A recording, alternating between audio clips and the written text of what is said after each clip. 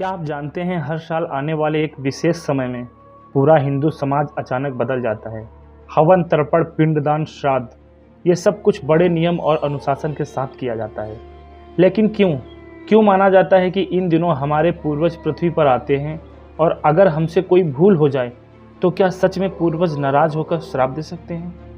आज की इस रहस्यमय यात्रा में हम जानेंगे पितृपक्ष के रहस्य, इसका महत्व और वो कहानियाँ जिनके बिना यह परंपरा अधूरी है। महाभारत काल की कथा, कर्ण की कहानी। मृत्यु के बाद जब वह पितृलोक पहुंचे तो वहां उन्हें केवल सोने चांदी के भोजन मिले। कारण उन्होंने जीवन भर दान तो बहुत किया लेकिन कभी पितरों को अन्न जल नहीं दिया।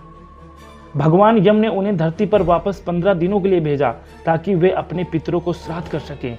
यही कालखंड आज पितृपक्ष कहलाता है। क्या होगा अगर हम भी कर्ण जैसी भूल करें? गरुड़ पुराण, विष्णु पुराण और महाभारत में पितृपक्ष का उल्लेख किया गया है। श्राद्ध शब्द का अर्थ होता है श्रद्धा से किया गया कर्म।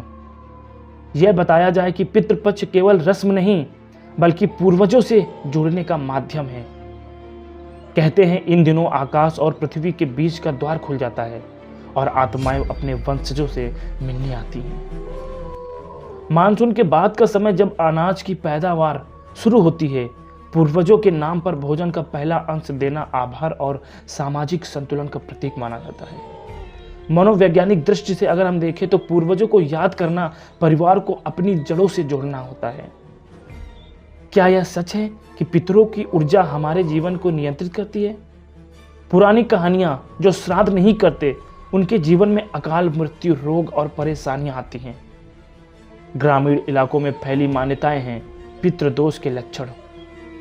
कहते हैं कि यदि कोई अपने पितरों को तर्पण न दे तो रात में अजीब आवाजें सुनाई देती हैं और जीवन में रहस्यमयी रुकावटें आती हैं। किसे कब और कैसे श्रद्धा करनी चाहिए?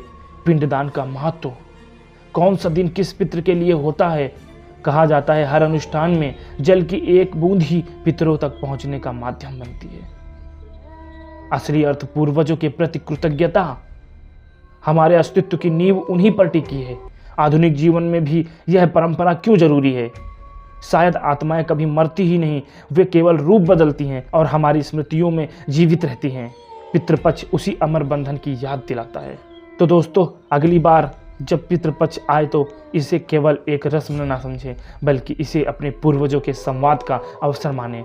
कौन जाने उनकी आत्माएं सचमुच हमारे आसपास हों, हमें देख रही हों और आशीर्वाद देने के लिए प्रतीक्षा कर रही हों। ये वीडियो आपको कैसा लगा हमें कमेंट बॉक्स में ज़रूर बताएं। जैसा कि आपको पता है ये दिन पितृपक्ष के ही चल रहे हैं और आप भी अपने पूर्वजों को अन्नदान, जलदान जरूर करें और कमेंट में बताएं कि आप भी पितृपक्ष मनाते हैं कि नहीं। मिलते हैं आपको किसी नेक्स्ट वीडियो में, तब तक के लिए जय हिंद। और हम प्रणाम करते हैं सभी पूर्वजों को।